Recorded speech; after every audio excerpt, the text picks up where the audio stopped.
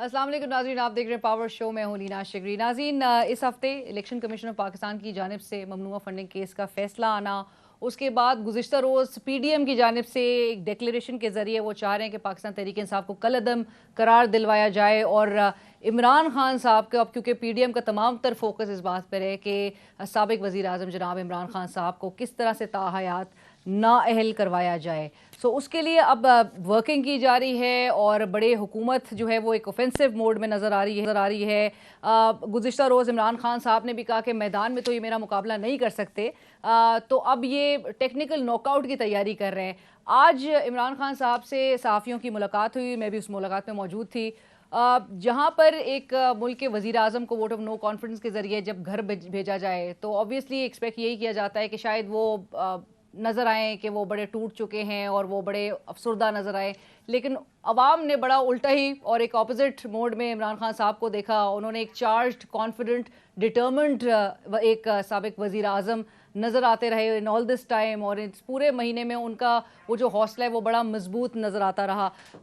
आज मुलाकात में और इस इलेक्शन कमीशन ऑफ पाकिस्तान की जानिब से चूँकि इसी हफ्ते जब फैसला सामने आया तो इमरान खान साहब आज भी, ऑल्दो कि उनकी टीम बड़ी एग्जॉस्टेड नज़र आ रही थी, लग रहा था कि बड़ी कुछ तैयारी की जा रही है, लेकिन कप्तान जो हैं वो बड़े ही वैसे ही कॉन्फिडेंट, डिटर्मिन्ड और एक उसी मोड में नज़र आ रहे थे कि जी वो टेक ऑन करेंगे और वो इनका मुकाबला करेंगे और लेकर आ जाएं वो टेक्निकल नॉकआउट करने के लिए। उसके काउंटर की भी तैयारी की गई है। कुछ उस हवाले से मैं ज़रूर बताती चलूँ कि ज़िमनी इंतखाबात के हवाले से उन्होंने कहा ये जो 9 सीटों पर जो अब ज़िमनी इंतखाबात होंगे उसके लिए भी बड़े वो पुरजोश नज़र आए। वो कहते हैं 9 के 9 हलकों में वो खुद लड़ेंगे। तो और वो हंस मुस्कुराते हुए उन्होंने ये बात कही, और साथ साथ इमरान खान साहब खुश जो है वो नज़र आ रहे थे। लेकिन ज़िमनी इंतखाबात के जो जुलाई 17 का जो नतीजा था पंजाब के ज़िमनी इंतखाबात का, उस हवाले से वो थोड़ा खुश नहीं थे। और उन्होंने कहा कि ऑलरेडी जब सब जानते हैं और नज़र आ रहा है कि पॉपुलर वेव मेरे साथ है, लोग अवाम मेरे साथ हैं, तो फिर ये नून लीग की कैसे सीटें बढ़ गई, तो और नून लीग के ज़्यादा वोट्स जो है वो कैसे बढ़ गए और 10,000 उनको ज़्यादा कैसे वोट्स मिल गए, उस पर वो परेशान थे। और इस हवाले से भी फिर गुफ्तगू हुई। उसके साथ साथ ही डिसक्वालिफिकेशन के उनको तायात क्या नाअहल कर दिया जाएगा, तो उस पर वो कोई घबराहट है, उनको कोई घबराहट नहीं नजर आई। चीफ इलेक्शन कमिश्नर के हवाले से उन्होंने कहा कि जब ये नाम हमें न्यूट्रल्स की जानिब से ये रखा गया तो हमें बताया गया कि जी हम गारंटी देते हैं कि ये आगे कुछ नहीं करेंगे। सो इस किस्म की बातें प्रोग्राम में भी कुछ जिक्र करेंगे, लेकिन आज हमारे बात इस हवाले से होगी कि एक पार्टी और एक पार्टी के सरबराह जिनके साथ एक पॉपुलर वेव नज़र आ रही है, और नेचुरली कि जिसके साथ अवाम जिनके साथ हों उसको किस तरह से उस पार्टी को डिसबैंड किया जा सकता है या उस के चेयरमैन को नाअहल किया जा सकता है, और अवाम का फिर एक रद्द-ए-अमल भी है। तो और क्या फिर टेक्निकल वो ग्राउंड्स हो सकते हैं जो कि पाकिस्तान तहरीक इंसाफ को के पास एज अ रेमेडी मौजूद हैं, और किस तरह से इस केस को जो है वो उसमें, और इलेक्शन कमीशन ऑफ पाकिस्तान के इस फैसले में भी क्या खामियां भी हैं, और पीडीएम के जो ये इस वक्त इरादा है, इस हवाले से हम बात करेंगे। हमारे साथ इस वक्त स्टूडियोज़ में हमें जो है फैसल हुसैन साहब माहिर कानून है। अस्सलाम वालेकुम Faisal, thank you for joining us. और हमें ज्वाइन कर रहे हैं वाया स्काइप अहमद पनसोटा साहब माहिर कानून। अस्सलाम वालेकुम बैरिस्टर पनसोटा साहब, thank you so much for joining us. Faisal साहब, गुफ्तगू का आगाज़ आपसे। पाकिस्तान ये जो डेमोक्रेटिक मूवमेंट है, मौजूदा हुकूमत बड़ी कॉन्फिडेंट वो भी नज़र आ रहे हैं, बड़े ऑफेंसिव मोड में नज़र आ रहे हैं और तैयारी फुल कर रहे हैं कि जी रेफरेंस लेकर आया जाएगा और इमरान खान साहब को तायात नाअहल किया जाएगा, पार्टी को डिसबैंड करने की तरफ ये कुछ लेकर आ रहे हैं और उनके पास बड़ा मवाद है। आपको लग रहा है कि ये इमरान खान साहब को तायात नाअहल कर सकते हैं? मेरे ख्याल में तो पाकिस्तान डाकू मूवमेंट कुछ नहीं कर सकती, और ये एक घबराहट का मुजाहरा है उनकी तरफ से, और वो ज़िच हो गए हैं। पंजाब के जो बाई इलेक्शंस में उनको शिकस्त हुई है, तमाम तर माइट के बावजूद, तमाम तर इंटरफेरेंस, तमाम तर हेल्प जो सामने और नादीदा क़ुव्वतों की हेल्प के बावजूद अवाम जो है जिस तरह से निकली है। देखिए, अवाम का जो निकलना है उसके पीछे कुछ रीज़न्स है। अवाम किसी को एंडोर्स वैसे नहीं करती है। अवाम ने में इमरान खान का जो बयानिया है वो मकबूल हुआ है और उनकी बातें लोगों के दिलों में घर कर गई हैं, और वो तीर की तरह पेवस्त हैं हर नौजवान, हर लड़के लड़की के और ख़वातीन के और हर घर में, क्योंकि वो उनके बात करते हैं। देखिए इमरान खान 2022 की पॉलिटिक्स कर रहे हैं और ये जो हैं पीडीएम वाले ये 1990 की दहाई की पॉलिटिक्स कर रहे हैं, बल्कि ये 1970 की दहाई की पॉलिटिक्स कर रहे हैं।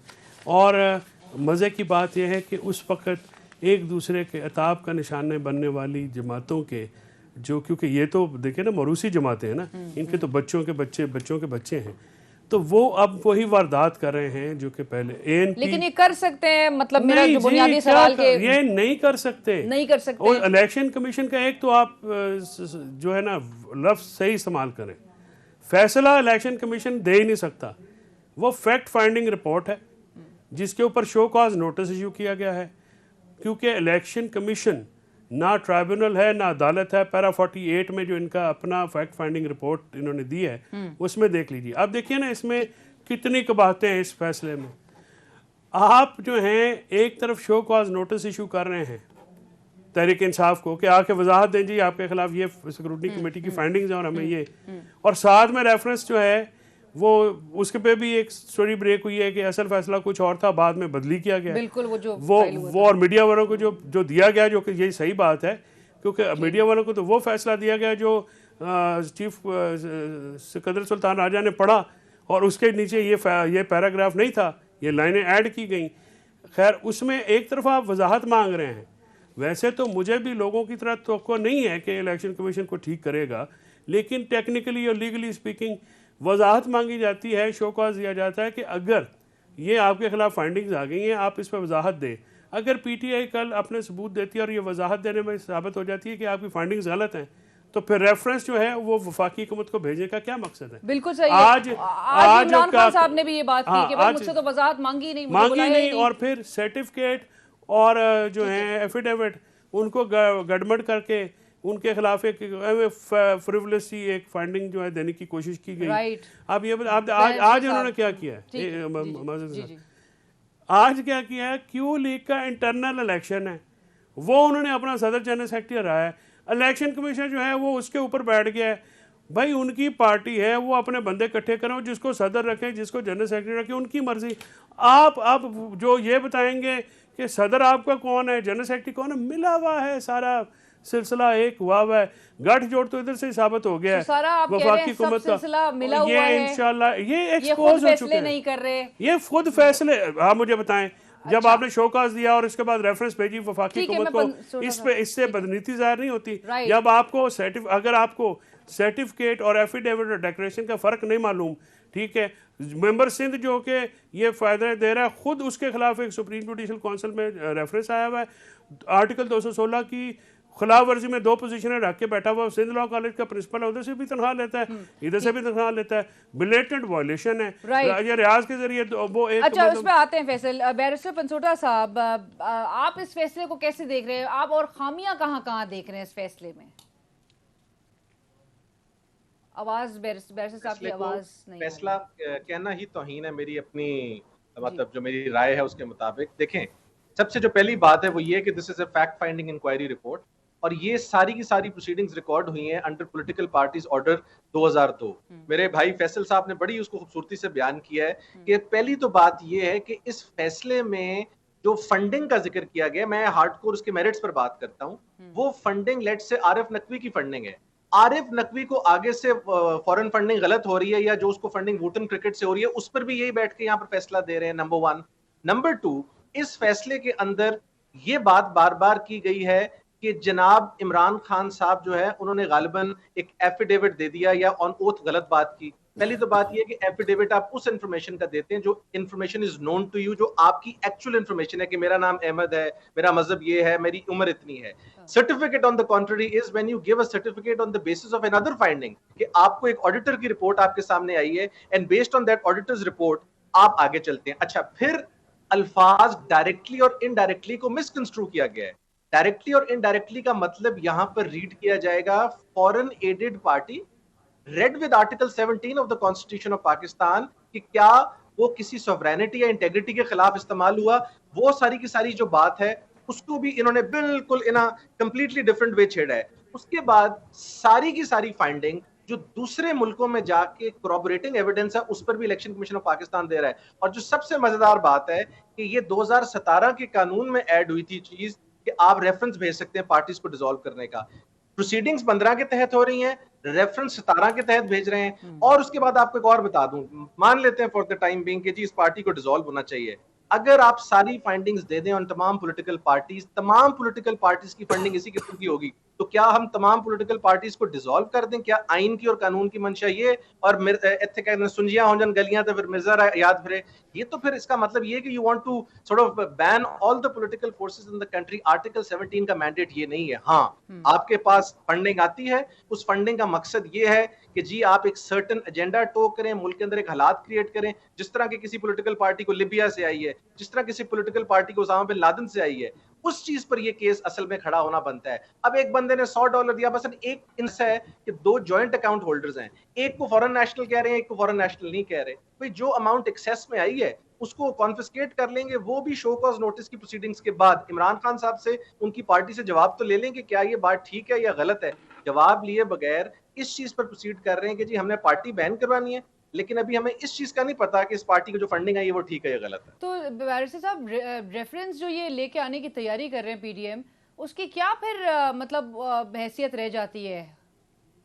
मैं तो कहता हूँ जी वो रेफरेंस जब सुप्रीम कोर्ट ऑफ पाकिस्तान में जाएगा तो आप मेरी ये बात यहाँ पर आज लिख लीजिएगा। मुझे प्रेडिक्शंस की आदत नहीं है कि इलेक्शन कमीशन ऑफ पाकिस्तान के साथ जो होगी उसकी गवाही फिर मेरा भाई फैसल देगा, ये तो इंशाल्लाह कोर्ट में ही होंगे कि वहां पर इलेक्शन कमीशन ऑफ पाकिस्तान के इस फैसले को जिस तरह सुप्रीम कोर्ट डील करेगी। इट्स नॉट कि सुप्रीम कोर्ट से हम एक्सपेक्टेशन कर रहे हैं, ये मैं आपको एज अ लॉयर बता रहा हूं कि ये फैसला मजाक करने के मुतरादिफ है। It is just like saying कि मैं आप पब्लिक न्यूज की एम्प्लॉई हैं या उधर काम करती हैं तो मैं आपको फैसला देते देते पूरे चैनल को डिस्कस करना शुरू कर दूं कि जी चैनल बना गलत था, चैनल ऐसे हो गया, चैनल वैसे हो गया। ये इनका मैंडेट नहीं है। I mean, I can go on for ages explaining this verdict. मैंने इसको बड़ा तफसील से पढ़ा है। मेरी अपनी जाती नजर में इसमें 18 खामी है और इसके बारे में I've been very very expressive. मैं नहीं समझ सकता कि सुप्रीम कोर्ट ऑफ पाकिस्तान जब उन खामियों को पढ़ेगी तो कैसे इलेक्शन कमीशन ऑफ पाकिस्तान को छोड़ देगी। और सबसे बड़ी बात, election commission of Pakistan is not a court. इसके ऊपर हमारी सुप्रीम कोर्ट भी क्लियर है, इसके ऊपर हमारे हाई कोर्ट के फैसले भी हैं। ये कोर्ट है नहीं, तो उसको बेसिस बना के 62(1)(f) की प्रोसीडिंग्स। और एक अलीना मैं बात और करना चाहूंगा, आजकल पब्लिक में बार बार बात की जा रही है कि जी इमरान खान का केस और नवाज शरीफ का केस एक है।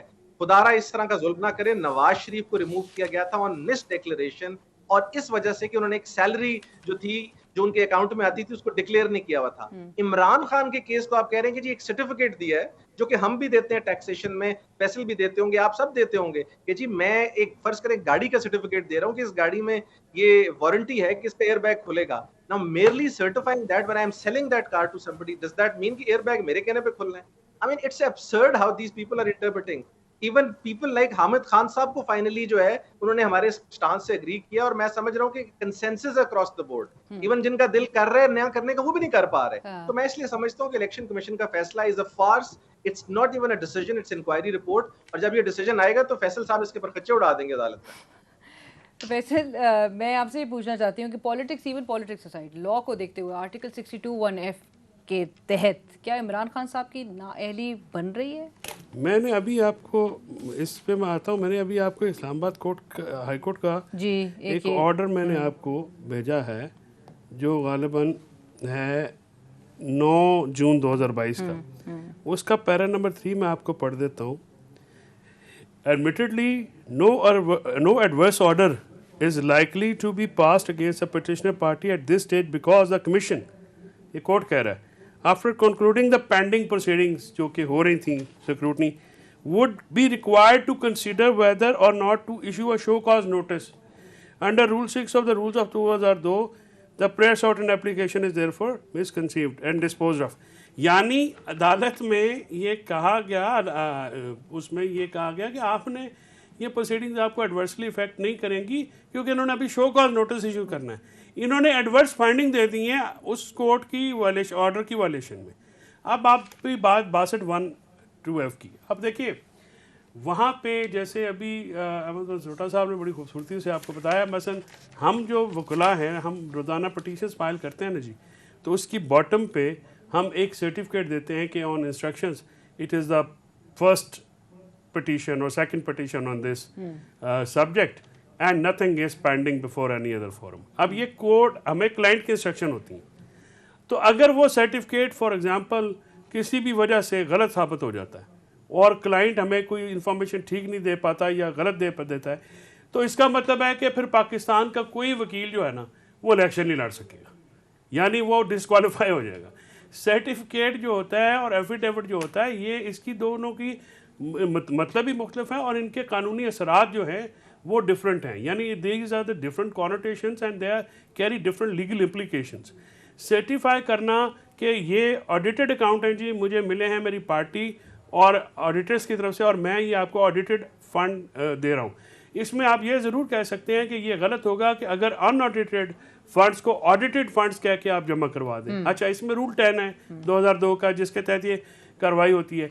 वो ये कहता है कि अगर ऐसी सूरत में अगर कोई चीज़ नहीं हो तो आप पार्टी को रिटर्न करेंगे, उनको कहेंगे जनाब ठीक है आप इसको ठीक करके दे दें, ये आपकी इसमें मैच नहीं कर रही। जो ये कह रहे हैं कि आपने अकाउंट छुपाए या आप वो सब्सिडरी अकाउंट्स हैं जिसमें मतलब मेरे अकाउंट से अगर मेरी फर्म के अकाउंट से मेरे पर्सनल अकाउंट में कोई पैसा जाता है तो मेरी फर्म जो है वो अपने अकाउंट का हिसाब देने की जिम्मेदार है। मेरे अकाउंट, मैं पार्टनर हूँ, मैं उसमें उसको चलाता हूँ, मैं करता धरता हूँ उसका, लेकिन फिर भी लीगली स्पीकिंग जो फर्म है, ये कंपनी है, ये पार्टी है, वो अपने अकाउंट का हिसाब देगी आगे जिसमें उन्होंने पैसे भेजे। अब इन्होंने क्या किया, जो पैसे भेजे गए वो अकाउंट के और जहाँ पे वही पैसे रिसीव हुए इनको कैलकुलेट करके, यानी अगर 1,000 रुपया गया तो 1,000 रुपया जिस अकाउंट में गया उसमें भी 1,000, एक अकाउंट से दूसरे अकाउंट में 1,000 गया, दोनों का 1,000 काउंट करके उसको 2,000 काउंट कर लिया। यानी जो फाइंडिंग है वो भी फ्लॉड है, उसमें उसको डबल काउंट किया गया है। तो जो इनका, क्योंकि बुनियादी तौर पे तो मैंने जैसे पहले अर्ज़ किया है, अहमद साहब ने कहा कि 18 है इसमें, मेरे ख्याल में मेरे से 2-3 ज़्यादा इन्होंने गलतियां, मैं शो के बाद इनसे मजीद ट्यूशन लेता हूँ कि कौन सी मेरे पे रह गई हैं। हाँ, तो वो 18 एनोमलीज हैं और ये सुप्रीम कोर्ट में, ये मैं आपको ये भी बताऊँ, ये रेफरेंस नहीं फाइल करेंगे। वो रेफरेंस इसलिए नहीं फाइल करेंगे कि उसके साथ इनको मटेरियल लगाना है। वतन पार्टी केस में भी 5 मेंबर बेंच का ये जजमेंट है कि आपको ये जो सबॉर्डिनेट लेजिस्लेशन है ये आर्टिकल 17(2) के तहत पढ़नी है। अब 17(2) क्या है, मैं नाजरीन के लिए और आपके लिए भी बता दूं। अगर कोई पार्टी बैरूनी इमदाद से किसी मुल्क की, पाकिस्तान की सालमियत, पाकिस्तान की खुद मुख्तारी के अगेंस्ट काम कर रही हो, ठीक है, अब पाकिस्तान तहरीक इंसाफ तो बैरूनी साजिश का शिकार हुई है, वो रजीम चेंज है उसका शिकार हुई है, वो तो पाकिस्तान की खुद मुख्तारी की जंग लड़ी है, वो तो पाकिस्तान की खुद मुख्तारी के लिए इमरान खान खड़े हुए हैं, पाकिस्तान की सालमियत के लिए खड़े हुए हैं और उनको ये कह रहे हैं कि हमें हकीकी आज़ादी चाहिए। तो ये बात सुप्रीम कोर्ट जब आएगी, मैं कहता हूँ जी ये फुल कोर्ट बिठा लें, हाई कोर्ट के भी सारे जजेस बिठा लें। ये जो से पंजाब असम्बली का इनका वो एक ब्लंडर था ना वो स्टैंड कर सकेगा, ना किया था, ना ये कर सकेगा, बिकॉज इसमें कुछ भी नहीं है। और ये अब आप अंदाज़ा लगाएं, FIA को इस्तेमाल कर रहे हैं, Ahmed will bail me out, private लोगों को खिलाफ, पार्टी के अहदेदारों के खिलाफ या पार्टी के खिलाफ FIA या किस कानून के तहत इस्तेमाल हो रही है। वो आज इस्लामाबाद हाई कोर्ट ने उस पर 10 तारीख को इनको बुला लिया, FIA वालों को। FIA वाले अंदर मिन्नतें करते हैं, कहते हैं सर हमें कब हम ये केस बनता है, हमें तो मुसीबत पड़ी हुई है, ये केस नहीं बनता, बताते हैं वो हमें इधर से उधर, तो सारा दबाव के तहत। और लेकिन ये जो नफरतें बो रहे हैं ये वही काटेंगे और इसके भयानक असरात इनको काटने पड़ेंगे। ये पहले भी बात नहीं आया, ये अभी भी वही कर राइट। बट मैं फैसल, मुझे ब्रेक पे जाना है। ये जो चैलेंज करने का चैलेंज किया जाएगा और चैलेंज करने के बाद फिर क्या ये रेफरेंस लेकर आ सकते हैं, एक मुझे ब्रेक शामिल कर देते हैं, ब्रेक के बाद हाजिर होते हैं।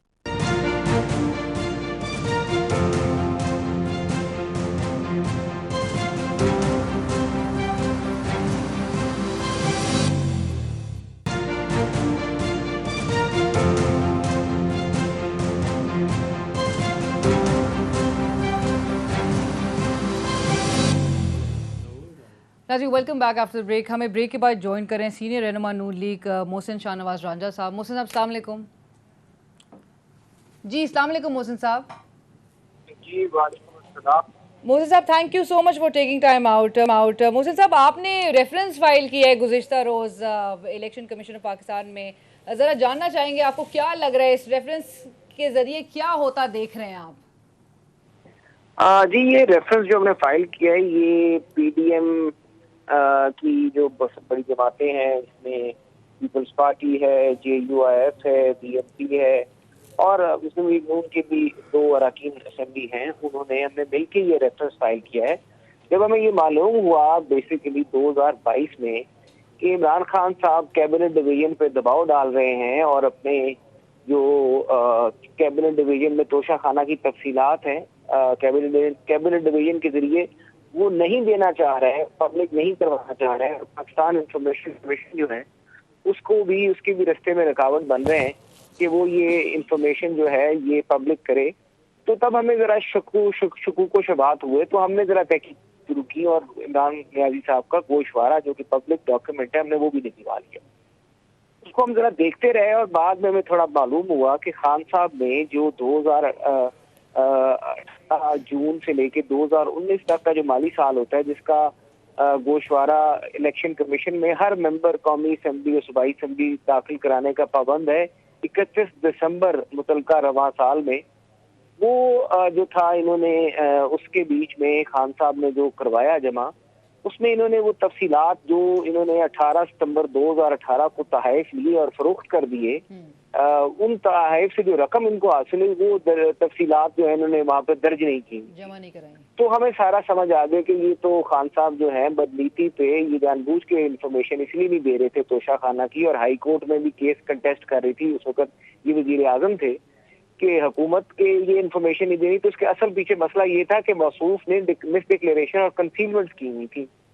तो उनको भी पता था खान साहब को कि अब वो 62(1) पे अप्लाई हो जाएगी, क्योंकि सुप्रीम कोर्ट का फैसला है कि अगर आपकी मिस डिक्लेरेशन होती है तो आप सादिक और अमीन नहीं होते।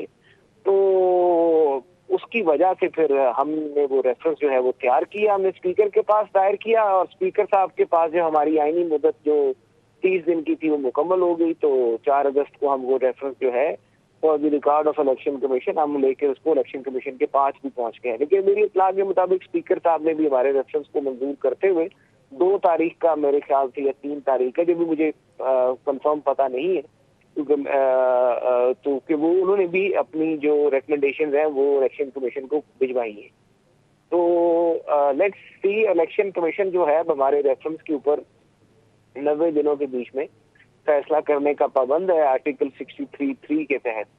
तो 4 अगस्त से अब वो 90 दिन जो है उनका आगाज हो चुका है एंड वी एक्सपेक्ट कि इलेक्शन कमीशन जो है जिसका यहाँ पे तो एक आईनी मुद्दत है 90 दिनों की, तो फैसला करना पड़ेगा।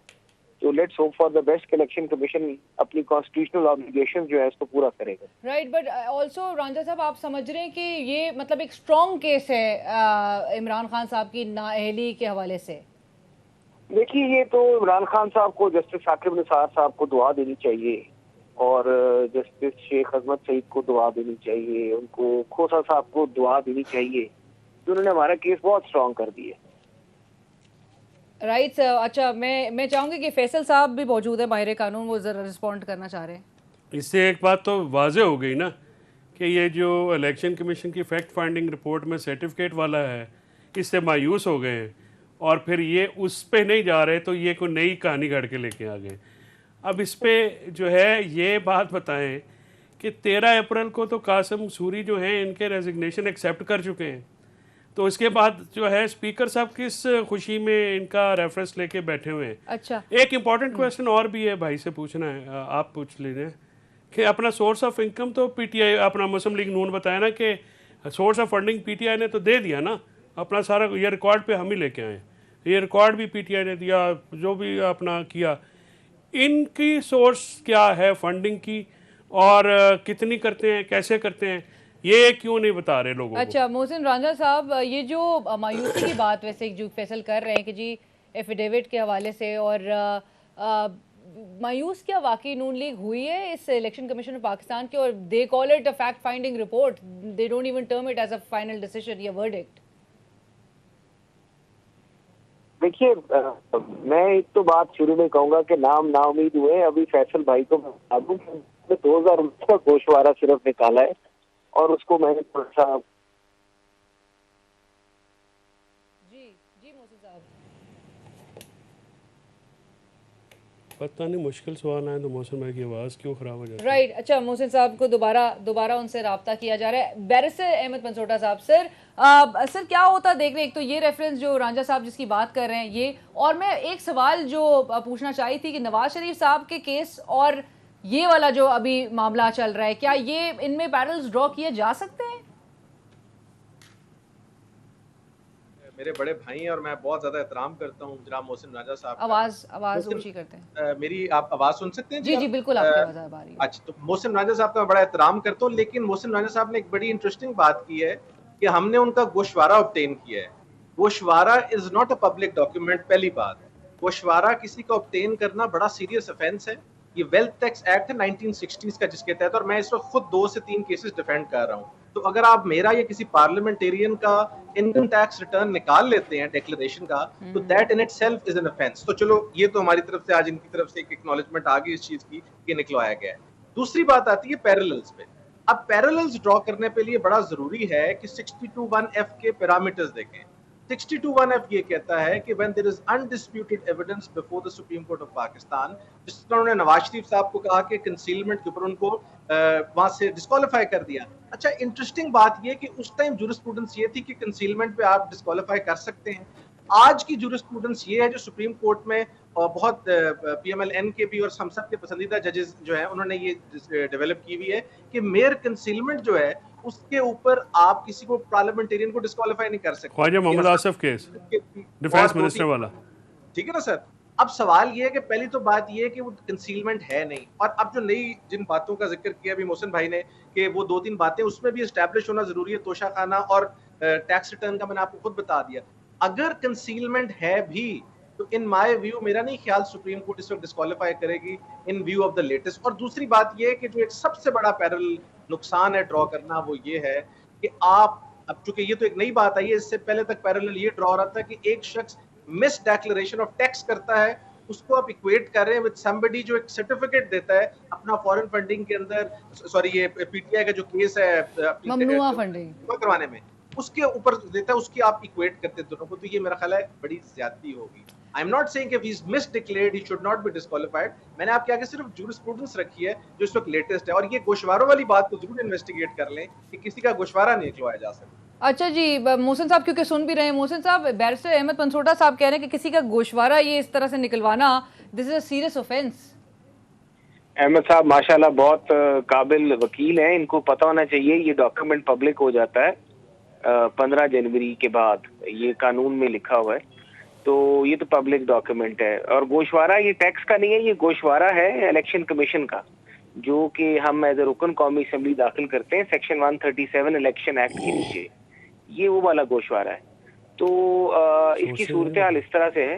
आपको मेरी आवाज आ रही है? जी जी बिल्कुल आ रही है आपकी आवाज। हाँ, तो ये वो वाला गोशवारा नहीं है, ये मेरे ख्याल से गालिबन उसको FBR के गोशवारे से कंफ्यूज कर रहे हैं। ये FBR का गोशवारा नहीं है, ये इलेक्शन कमीशन का गोशवारा है, और इसके नीचे सॉलम डिक्लेरेशन होती है, एक किस्म का ऑन ओथ वो आपकी डिक्लेरेशन होती है। तो वो तो आपको पता होगा कि फैसल वावडा साहब का भी केस है, वो तो बल्कि अगर यही जूरिस्प्रूडेंस अप्लाई किया जाए तो ज्यादा काम आसान हो जाएगा मेरे ख्याल से, वो सुप्रीम कोर्ट तक जाने की नौबत ही ना पड़े, वो इधर से काम हो जाएगा अगर नया जूरिस्प्रूडेंस अप्लाई कर लिया जाए।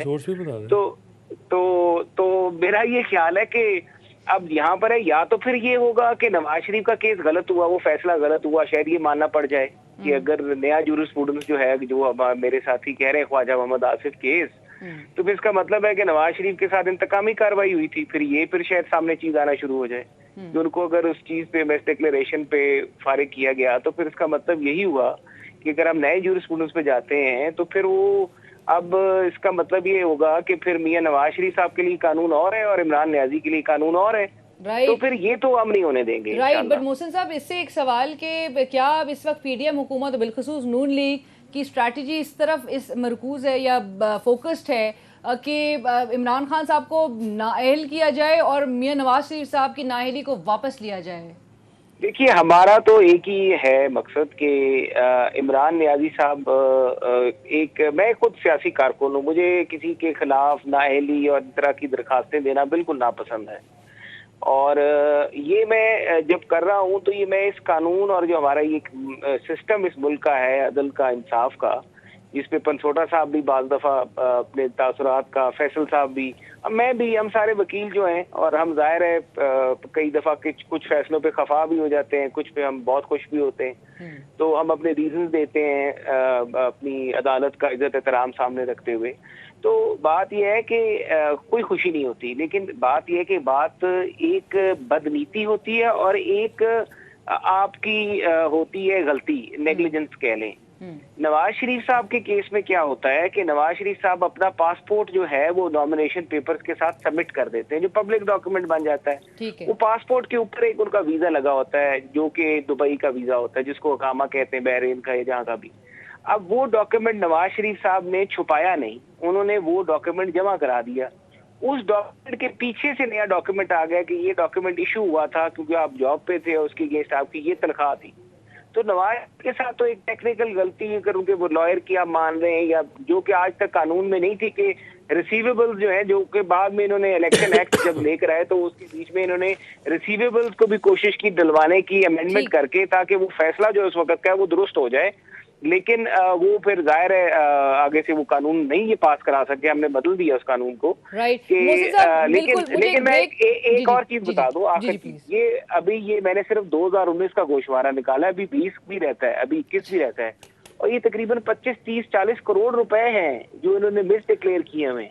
और ये फंसे तब है जब पाकिस्तान इंफॉर्मेशन कमीशन का दिल था कि वो इंफॉर्मेशन पब्लिक कर दे।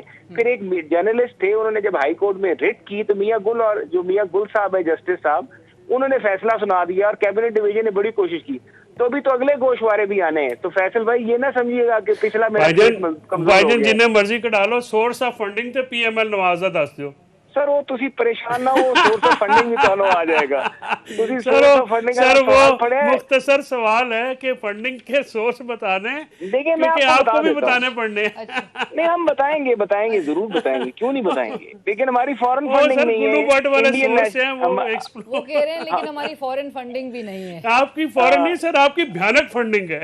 हमारी इंडियन नेशनल की फंडिंग नहीं है। जो इंडियन नेशनल भी आपके बड़े दोस्त हैं। बहुत शुक्रिया मोहसिन रांझा साहब, thank you so much for giving us your time. में एक ब्रेक शामिल करनी है, ब्रेक के बाद फैसल साहब का लास्ट कमेंट और पंसोटा साहब का लास्ट कमेंट लेंगे।